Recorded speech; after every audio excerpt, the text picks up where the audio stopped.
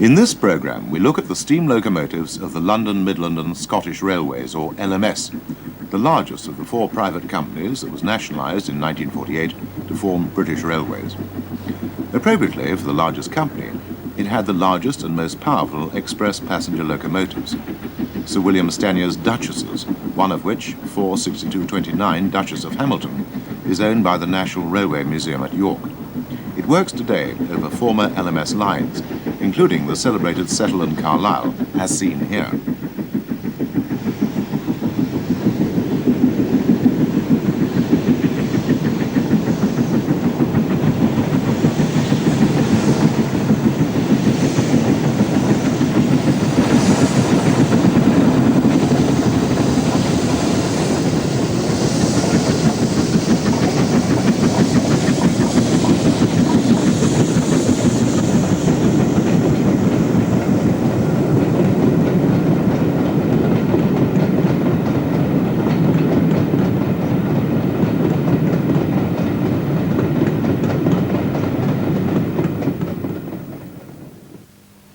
We'll start with the Scottish part of the LMS title, with some of the smallest locomotives which survived until the 1950s.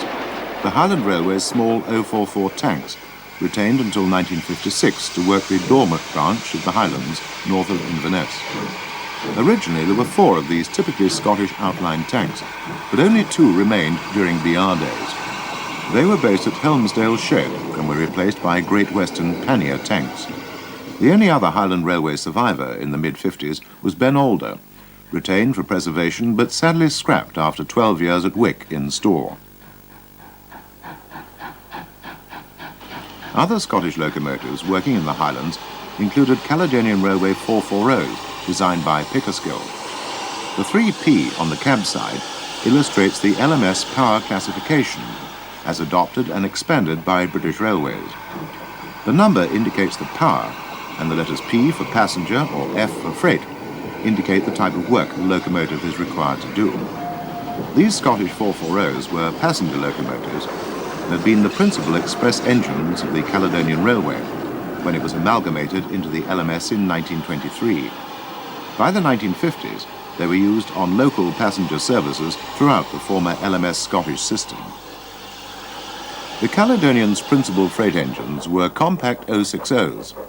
This was the common Victorian freight design, as, having no trailing wheels, all the weight was concentrated on the driving wheels for maximum adhesion and braking capacity. These locomotives were known as jumbos and consisted of three basic classes, each an updated enlargement of the other. For local passenger work, the Caledonian employed large 044 tanks, one of which is seen on the main line near Perth, with two restored Caledonian coaches.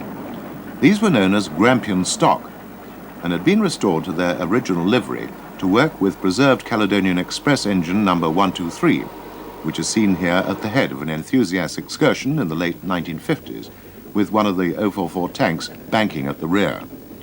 This locomotive was a one-off oddity. It only had one pair of driving wheels and was built in 1886 for exhibition purposes, subsequently being sold to the Caledonian Railway.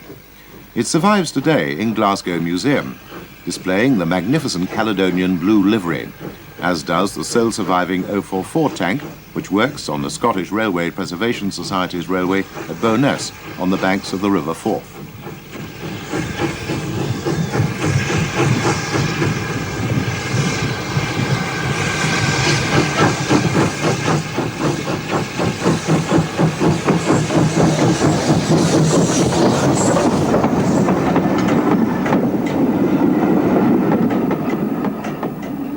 Currently, this is the only working ex-LMS Scottish locomotive, although one of the jumbo 060s is under restoration at Aviemore in the Highlands.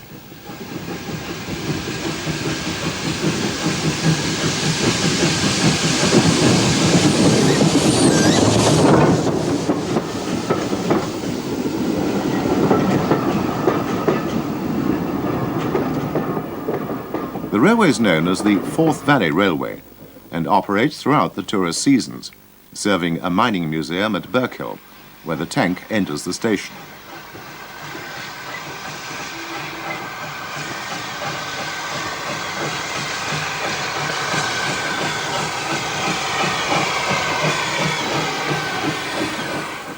Only one engine of the 3rd Scottish Railway's constituent of the LMS, the Glasgow and South Western Railway, survived into British Railways days, but 6 from the first of the English constituents, the Furness Railway, did. These were all 060 tender engines, 3 of which were in their original form as seen here, and 3 of which had been re-equipped with Lancashire and Yorkshire Railway boilers, as seen on number 52510 on a rail tour to commemorate the class's last work in 1957. These locomotives were a curious blend of practice, and at first glance could be assumed to be normal Lancashire and Yorkshire engines. The most obvious difference was in the tenders. Both the L&Y and the Furness served Carnforth, and it's at the Preservation Centre there that we see a genuine Lancashire and Yorkshire 060. Other differences include sandboxes and the cab spectacle plates.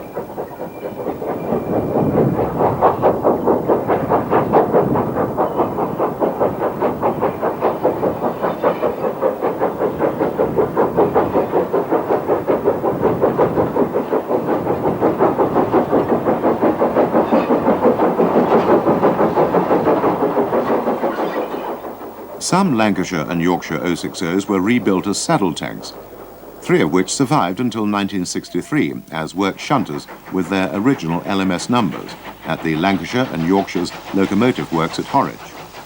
One has been preserved, as has one of the railway's characteristic 242 tanks used for local passenger duties. This engine still displayed its LMS livery in 1953. The 242 layout was popular with the LMS constituent companies. With a symmetrical wheel layout, they were equally suitable for running in either direction and were employed for motor train work. This was the system by which a locomotive was semi-permanently attached to its train, and by a system of pulleys, levers and air pipes could be controlled from a remote location in a specially fitted driving trailer coach. The London and North Western Railway also contributed 242 tanks to LMS stock. 43 out of 160 built between 1890 and 1897 survived into British Railways ownership. They didn't last long, all having been replaced by the new British Railways Standard Class 2 262 tanks by 1955. The final working areas of these characteristically obsolete-looking Victorian engines, with their massive domes and very tall chimneys, were in North Wales and around the Birmingham suburbs, where we see some of the final survivors at work on motor train workings in 1953. The locomotive's outline was a crew trademark, the product of the autocratic Francis Webb, who ruled the LNWR's locomotive affairs with all the vigour of a true Victorian. All his locomotives look similar, whether tank or tender engines, his 060s being the only survivors of the latter. 2 types passed into British Railways' hands, the smaller coal engines and the later 18-inch goods, often known as cauliflowers. One of the latter is seen at Penrith, engaged on the last work for these engines, passenger duties on the Penrith, Keswick and Cockermouth Railway in the Lake District. They were, of course, freight engines. The LNWR's heavy freight engines were 080s. Many of these were rebuilds of Webb's 280 compounds. 502 engines of slightly varying dimensions were eventually built, and classified either 6F or 7F by the LMS. The earliest ones were the Webb rebuilds, but his successors, Whale, Bowen, Cook and Beans, each introduced variants of the type, which the LNWR designated classes G1, G2 and G2A. They were collectively known as Super Ds, and worked the heavy mineral and freight traffic throughout the LNWR. With the complications of Webb's compounding removed, they were extremely simple, rugged machines, and became the final survivors of all LNWR locomotives, the last being withdrawn as late as 1964. Number 49395 has been preserved, as has the last survivor of his 062 coal tank engines, number 58926, which has been restored to operating condition as LNWR 1054, the only working ex-LNWR locomotive. Here it's seen on a visit to the Severn Valley Railway.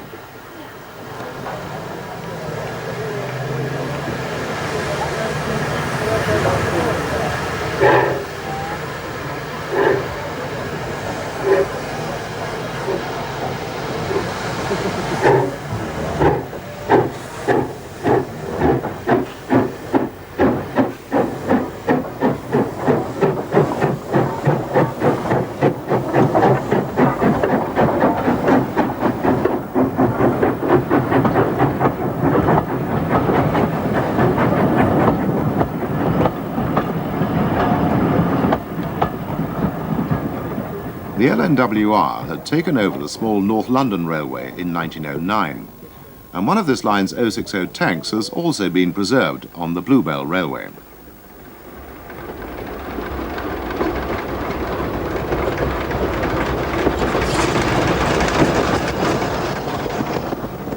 This engine is the only survivor of a class of 30 machines built between 1887 and 1905. When the LNWR took over the railway, it brought the little tank engine's profile into line with its own standards. The LMS transferred them to Derbyshire to work on the Cromford and High Peak Railway, the railway with the steepest adhesion work gradients in the British Isles, a far cry from working on London commuter trains. Rail tours over the High Peak line in open wagons were very popular in the 1950s. Perhaps the epithet of cattle wagons for commuter trains applied equally here, but these were volunteers. Another London suburban railway system to be taken over by an LMS constituent was the London, Tilbury and Southend Railway, absorbed by the Midland Railway. The locomotives of this line also migrated northwards to Uppingham in the county of Rutland. They were Atlantic tanks, in other words 442 tank engines. These last survivors had been built by the LMS. The Midland Railway's own standard local and branch passenger engines were 044 tanks, a number of which survived into nationalisation. Classified 1P, our first example still sports an ornate dome and condensing pipes alongside the boiler, as these engines had also worked on London suburban trains in their early days, working through the metropolitan tunnels. Many were motor-fitted, and variations in the domes and fireboxes can be seen here. This engine has a Belpaire firebox. They were built between 1881 and 1900, and there were originally 165 of them spread evenly across the system. One batch worked on the celebrated Somerset and Dorset Joint Railway. The last one, number 58060, was scrapped in 1960. None survive. One of their freight equivalents, the 1F half-cab 060 tanks, does, and is seen in the south of England on the Isle of Purbeck Railway.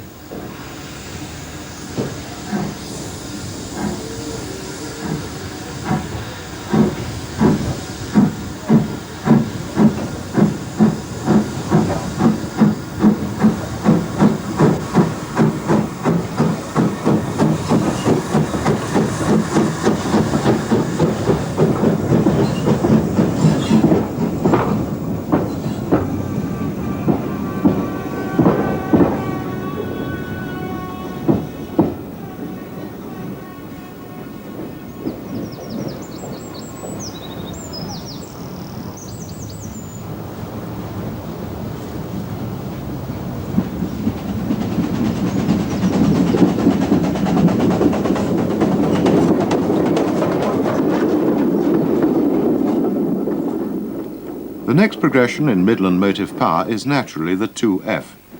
Theirs was a complicated history with many rebuildings and some reclassifications. The 5'3" driving wheel type was the most numerous, with 865 having been built between 1875 and 1902 to a design by S.W. Johnson.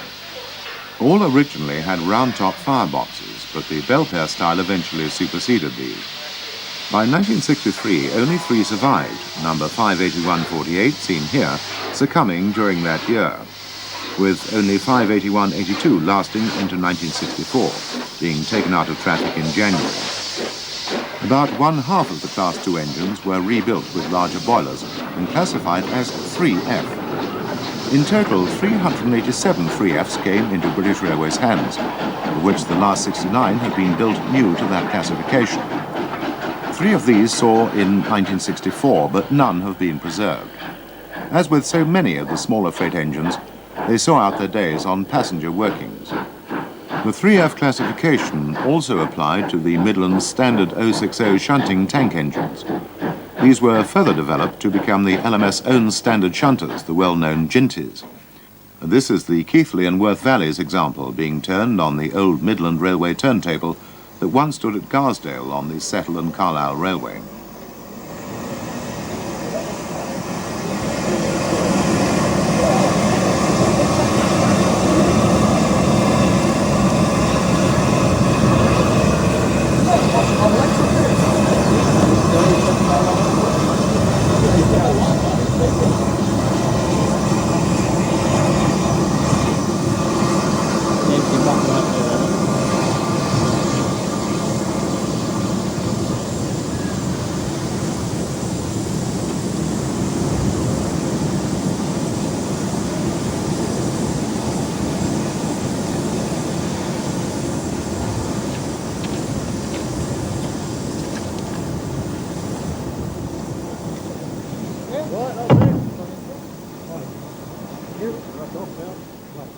These tank engines were equally at home on local passenger duties, some being fitted with vacuum brakes and train heating for this purpose.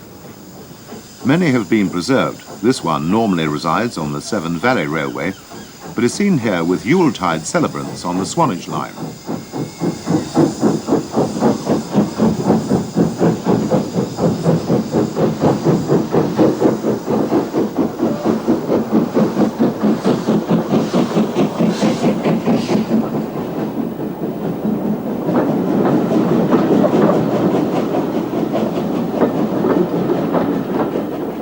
One Jinty has achieved express passenger status if one believes its livery.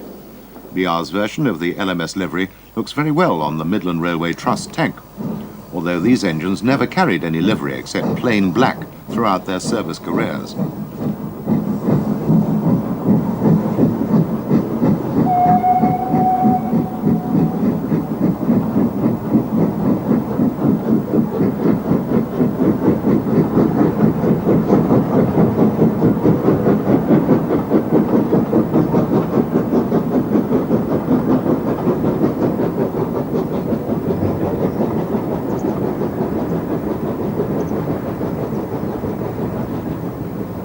The Midland Trust has been set up to preserve all and any artefacts pertaining to the Midland Railway and has restored a branch line in North Derbyshire based on the small town of Butterley. A large museum complex has been created at Swanage Junction, where we see the Jinty leaving eastbound.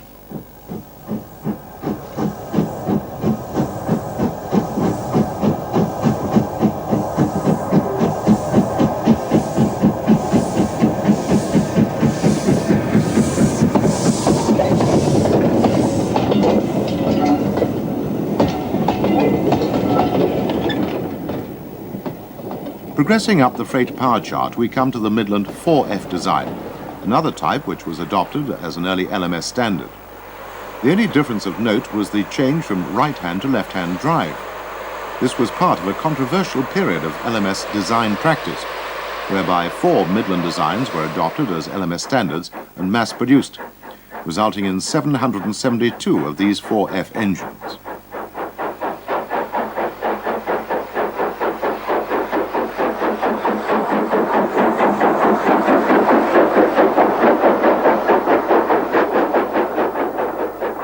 Although the 4Fs were really obsolete before the LMS was created, the Midland had shown that it could produce an effective large freight engine when it introduced a special Class 7F locomotive for the jointly owned Somerset and Dorset Railway.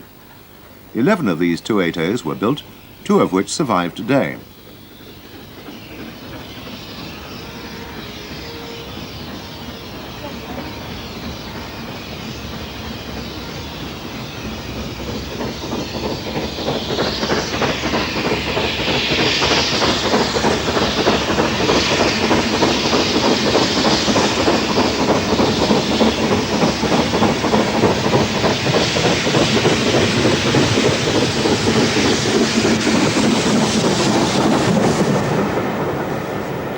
This is 53809 of the series, which was built with a larger diameter boiler, but later rebuilt with the same Midland standard boiler as fitted to the 4Fs. It's another locomotive based on the Midland Trust line at Butterley, but is also passed to work on British Rail main lines as seen here.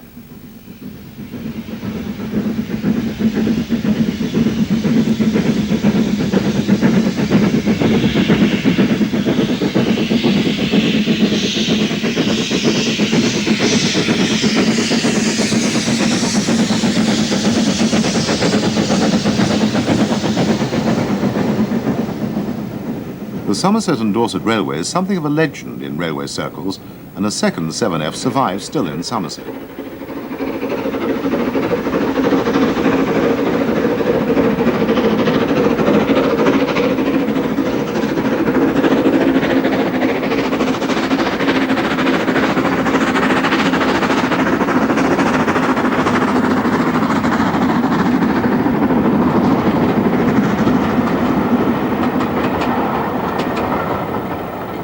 The engine is 53808, owned by the Somerset and Dorset Railway Trust, although here it's working in disguise, as its long-scrap classmate 53807. This goods train illustrates the engine's real role.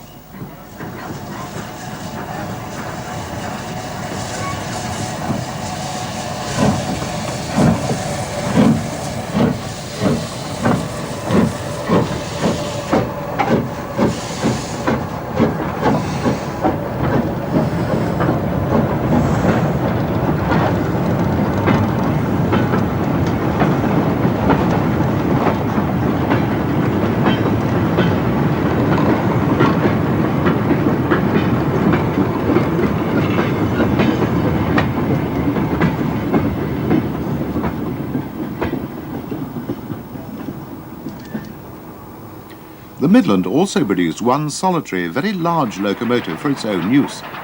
This was an 010 machine, which was effectively neither a passenger nor a freight engine, as it never hauled trains. Instead, it pushed them, as it was built specifically for banking trains up the notorious Lickey Incline, up which the Midland's main line from Bristol to Birmingham ran just outside the latter city at Bromsgrove. Here Big Bertha, as it was colloquially known, pushes an enthusiast rail tour up the incline. The Midland's contributions to mainline passenger haulage consisted of two classes, both of which were perpetuated by the LMS. The principal class was the 2P 440 type.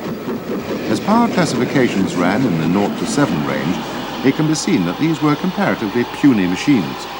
Nevertheless, the LMS continued production of them in its early days, when the Midland's design philosophy was dominant under Sir Henry Fowler. These 440s were part of the Midland's policy of producing small engines for their frequent light trains. For both freight and passenger trains requiring greater power, the procedure was to simply double up the engines. This, however, was very expensive in maintenance and labour costs, especially on the former LNWR lines, which received stocks of these engines, where they'd previously had larger 460s. They also received the LMS version of the Midland's 4P 440s. These were more powerful than the 2Ps and had 3 cylinders employing the compound system of steam propulsion. This was a system whereby pressurized steam was used twice, initially at high pressure in the smaller outside cylinders, and then again at reduced pressure in the single large inside cylinder. These compounds were the most successful British versions of their type, but were still far too small for the heavy duties on the LMS system. One survives number 1000, the first of the original Midland locomotives. Altogether, there were 140 of them, last being scrapped in 1961. By that time, of course, they were comparative rarities and in demand for rail tours. Their position as fine engines had never really been compromised. It was merely their size and the imposition of the Midland tradition on the other railways that had caused the stain on their reputation. There'd been a brief period before the Midland ascendancy in LMS motive power circles at the very formation of the railway, when the chief mechanical engineer of the old Lancashire and Yorkshire Railway, George Hughes, had held sway. He produced 2 large designs of modern 6-coupled engines in the last years of the L&Y, and these were expanded as a first LMS standard. The 2 versions were large 464 tank engines and 460 tender engines. In total, 75 460s were built, but they weren't very successful, and this is the last one, scrapped in 1951. Hughes also designed a mixed traffic type of 260, or Mogul. These weren't put into service until after Sir Henry Fowler had taken over and were thus Midlandized before construction took place. The Midland compromisers included a very mismatched and narrow tender, but the large cab and peculiarly positioned cylinders were pure Hughes. The engines were commonly known as crabs, and were by far and away the most successful of the early LMS types. 245 were built between 1926 and 1932, some lasting to nearly the very end of steam in 1967. 2 have been preserved, but have not yet been restored to working order. This is in contrast to the Fowler 262 tanks classified 3P, the last of which is seen here in 1962, and the 264 class 4P tanks, which lasted a little longer.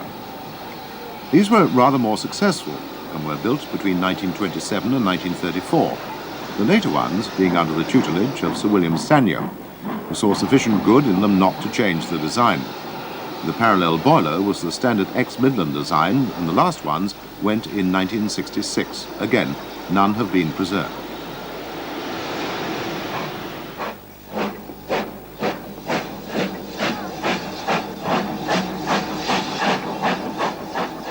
Stanier eventually produced his own versions of both the 3P and 4P tanks. His 3P 262s looked underboilered and rather delicate with their small side tanks. They were as bad as the Fowler engines, although nearly twice as many were built between 1935 and 1938, probably the worst of Stanier's designs. None are preserved. A rather better design of small tank engine was produced by Stanier's successor, H.D. Ivett. These were the Class II 262s, which were produced from 1946 as part of the LMS standardization scheme and were perpetuated by British Railways in its barely disguised 84,000 class tanks. Many were fitted with motor train equipment and were primarily designed to replace the many pre-grouping small passenger tanks which were getting very long in the tooth by the end of the war. 130 of these engines were built, and withdrawal took place between 1962 and 1967. Several are preserved, including 41241 on the Keighley and Worth Valley Railway.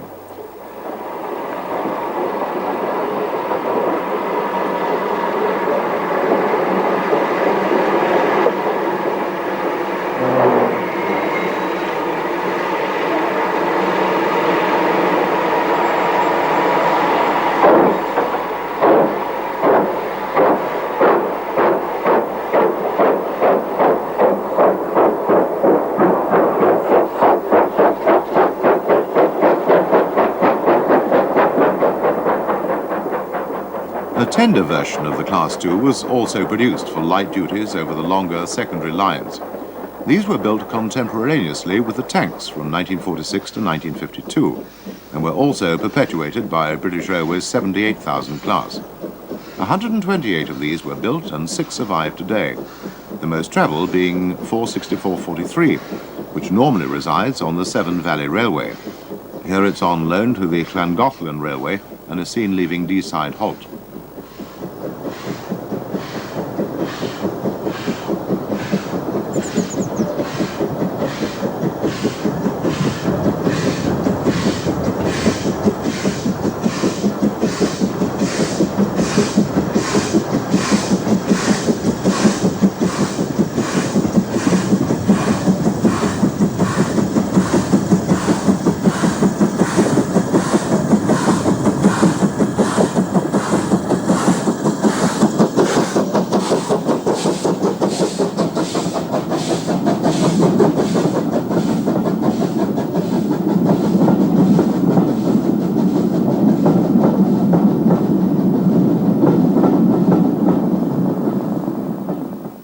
The Llangollen Railway is one of Britain's expanding preserved railway network.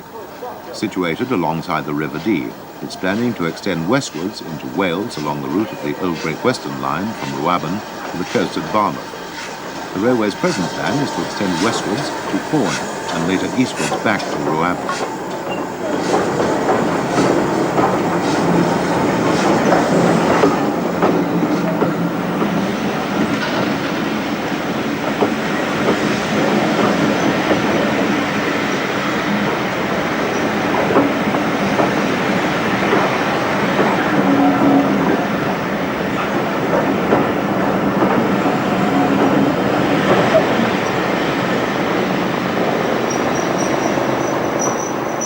The design of the Ivett moguls was that of pure practicality.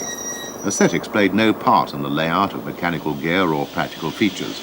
They were an austerity design, which went against many of the traditional design parameters of earlier locomotive engineers. However, they were very efficient and economical, so can be judged a major success.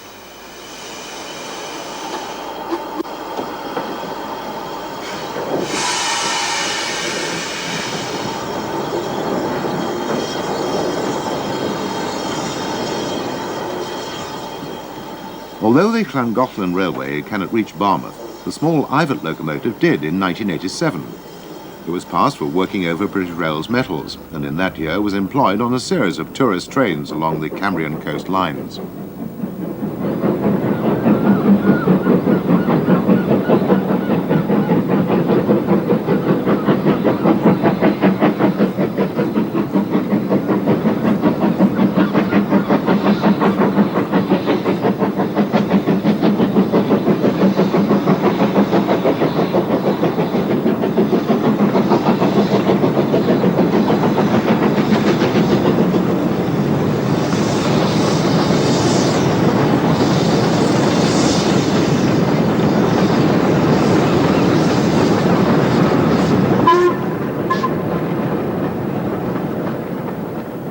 other end of the scale is the Stania 8F heavy freight locomotive. These were the LMS's standard goods engines to the end of its days, and 852 of them were produced, not all for the LMS.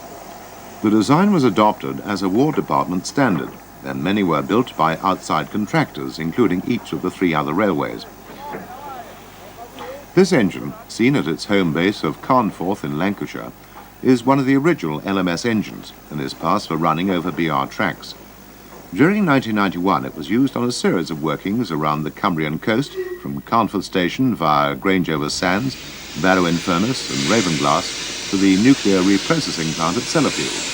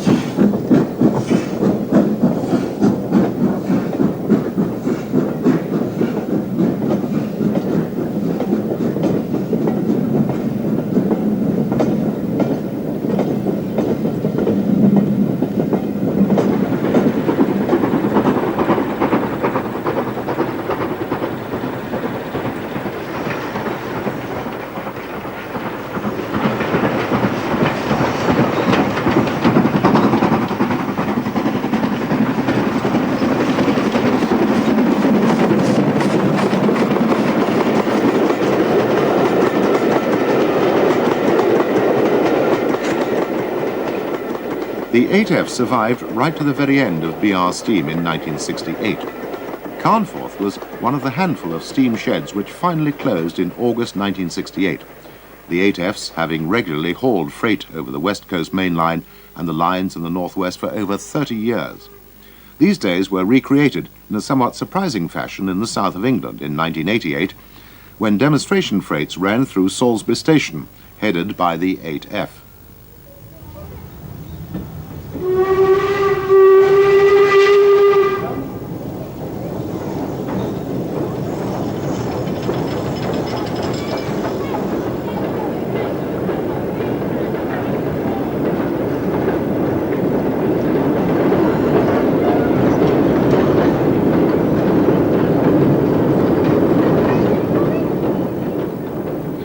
LMS mixed traffic development under Stania commenced with a small series of 260 moguls. These were effectively an updated version of the Crabs, and were really a holding exercise pending the introduction of a standard mixed traffic design. They were classified as Class 5 and 40 were built. One survives on the Severn Valley Railway, number 2968. The real Stania mixed traffic design was the famous Black 5, 2 of which are seen on the Great Central Railway. This was a truly versatile type of locomotive, and in total 842 were produced, only 10 less than the 8Fs, but all to LMS order. The first were produced in 1934, and building continued until 1951, when British Railways adapted the design and produced its own standard type, the 73,000 Class 5s. Construction continued throughout the war, and many variations on the basic theme appeared after the war. These experimental locomotives were part of H.G. Ivert's post-war development and were interspersed with the construction of the standard members of the class. These variations included double chimneys, Caprotti valve gear, roller bearings, and combinations of these features, as well as a unique Stephenson valve-geared machine which is preserved today. These scenes of the class and its service days illustrate the wide diversity of traffic handled and the range of locations covered, from the Great Central through the North Wales coast to Leeds, near which we see a freight train headed by one of the standard members of the class in 1965.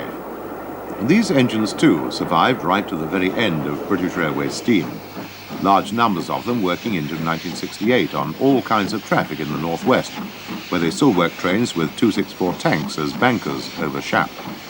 In their heyday, it was said they could be seen in all parts of the country, from Bournemouth, which they reached via the Somerset and Dorset Railway, to Wick, where they'd replaced the various small Scottish locomotive classes.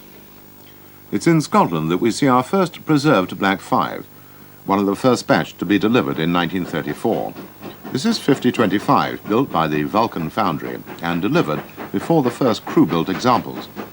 And it works today on the Strathspey Railway near Aviemore.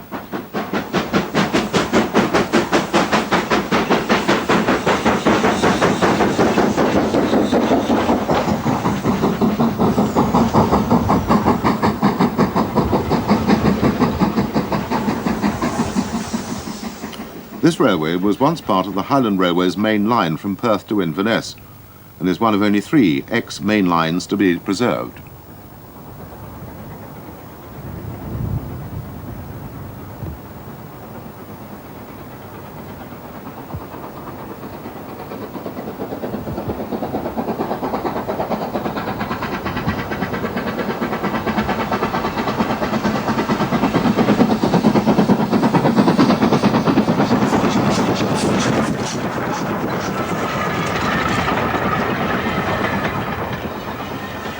In recent years, Scotland has been the place to see Black 5s. British Rail has promoted a summer series of steam workings over the West Highland Line from Fort William since 1985. 5305 Alderman A.E. Draper has been a regular performer here.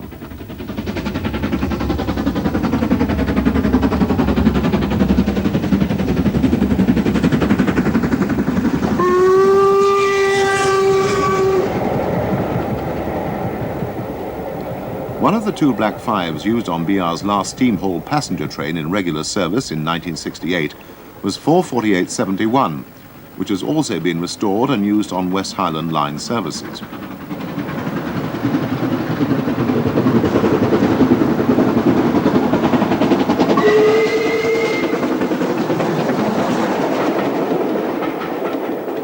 These trains have worked on Sundays and on 3 or 4 weekdays from June to September, with additional runs outside these times.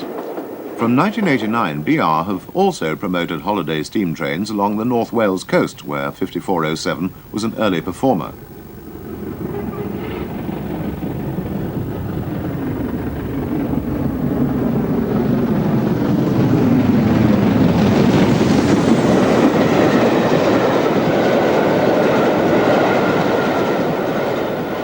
This was one of the regular routes worked by Black 5s in their service days. As has been said, they worked throughout the ex-LMS system, and the preserved examples continue to do that. 5305 reached Bournemouth in 1988, and the same engine got as far as Helmsdale in 1985, not quite to Wick. This is the Midland Trust Black 5 44932, near its home in Derbyshire.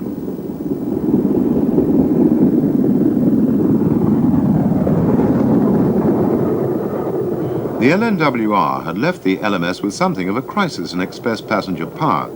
Its top-line locomotives were 4-cylinder 460s of a relatively poor design, the Claughtons. The Patriots, one of which is seen in the Lune Valley, were nominally rebuilt Claughtons, although in reality a new type of engine using an enlarged Claughton boiler on a Royal Scot chassis. The latter was the first large modern express passenger design for the LMS, introduced in 1927. It sported a somewhat old-fashioned looking boiler, which was later replaced by the type of boiler seen here, in which form the engines were considered to be the best British 460 type ever. There were 70 of them, this final outline having been designed by Sir William Stanier. In 1948, the new British Railways organised a sort of competition between locomotives of the various railways which had formed British Railways. Royal Scots were tested against many much larger and apparently more modern designs, and proved themselves markedly superior to such illustrious opposition as the Great Western Kings, which were on paper at least supposed to be at least 20% more powerful. 2 Scots survived, one Royal Scot herself at Bressingham Museum in Norfolk, and Scots Guardsman, which was to be restored to mainline condition in the early 1990s. Stanier's own design of 3-cylindered 460 for express duties was the Jubilee class. This was a development of both the Patriots and original Scots with a Stanier boiler, smaller than the rebuilt Scots. 2 are seen in their last in-service days on the Settle and Carlisle route, with one of the End of Steam specials run by British Rail. Both found their way into preservation, and we next see the second of the pair, Bahamas, again at work on a train heading to Settle and Carlisle.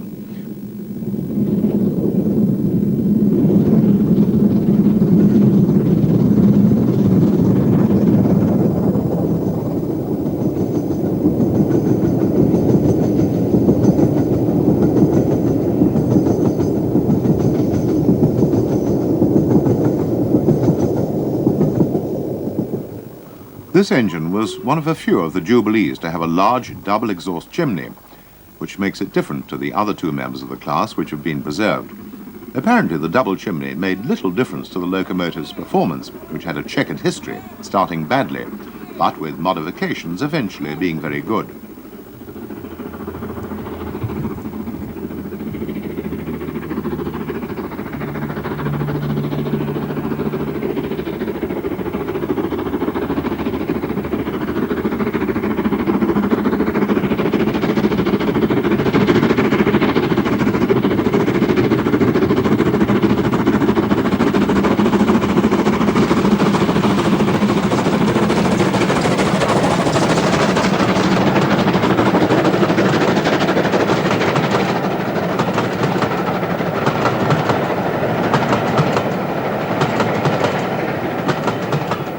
This was a hot day. Although there was little exhaust smoke to be seen, the engine set off numerous line-side fires. The leading engine of the pair we saw earlier was Colipur, which is painted in the original LMS maroon livery of the 1930s, and is seen working on the preserved Great Central Railway.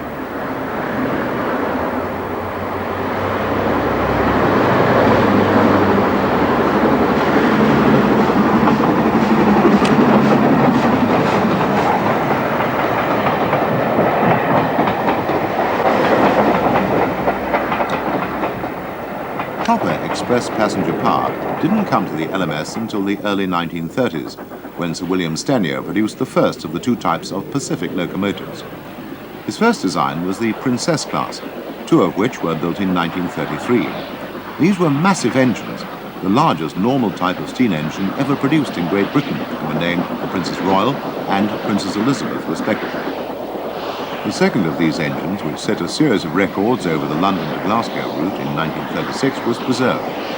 It's seen working over one of LMS's main lines from Valley towards Crewe on British Rail's North West Coast Express.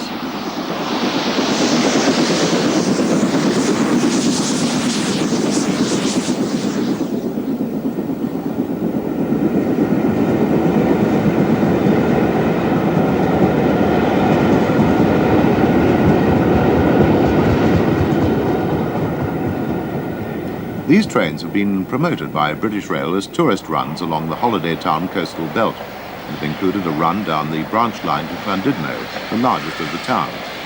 Here the Princess is returning to the main line.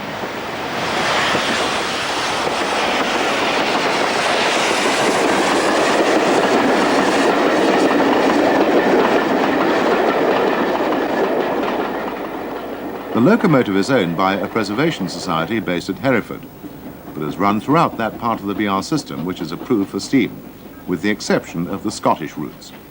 Here she heads out onto the North Wales coast again.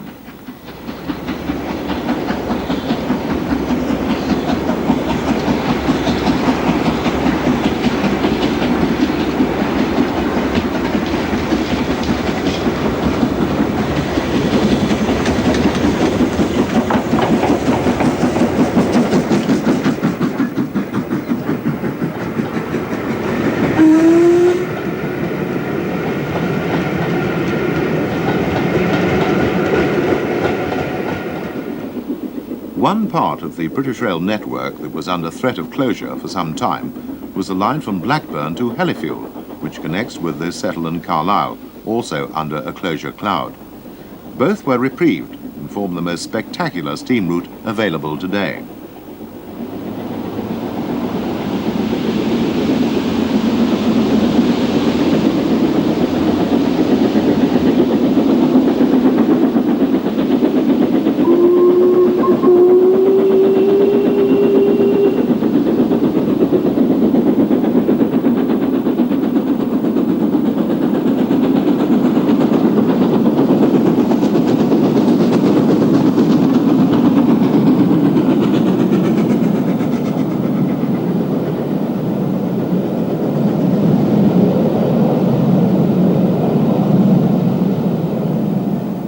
At Appleby on the Settle and Carlisle, an event took place in 1991, the meeting of the two royal sisters, Princess Elizabeth and Margaret Rose.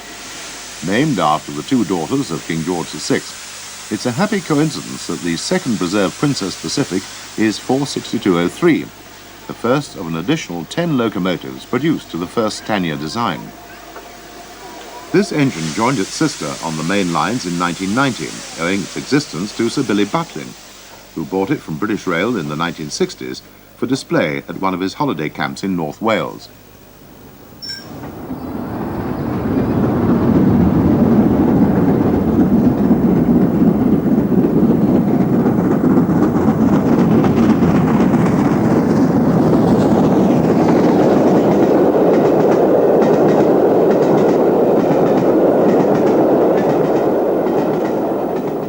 Another locomotive which owes its preservation to Sir Billy Butlin is Duchess of Hamilton.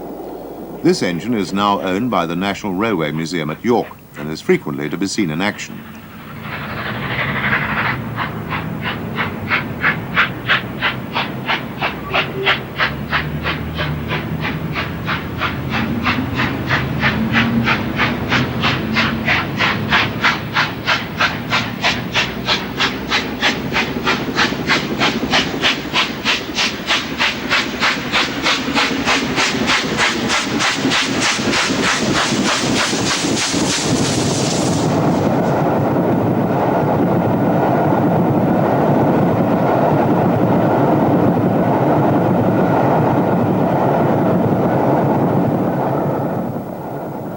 This is one of Sir William Stanier's second Express Pacific design, and was to prove to be the largest and most powerful passenger design to work in Britain.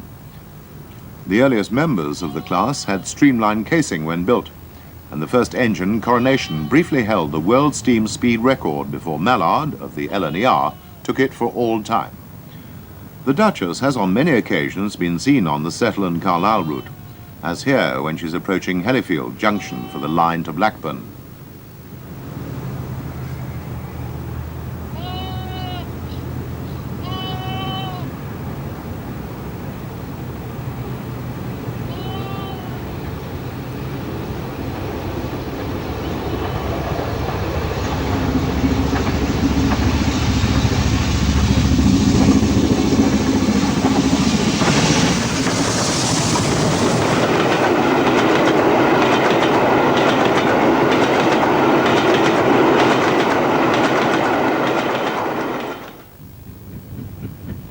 Finally, we see the Duchess high in the Pennines, having just crossed the celebrated Ribblehead Viaduct.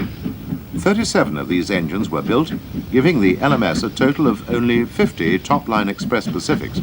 There were 13 Princesses and one experimental turbine-driven engine.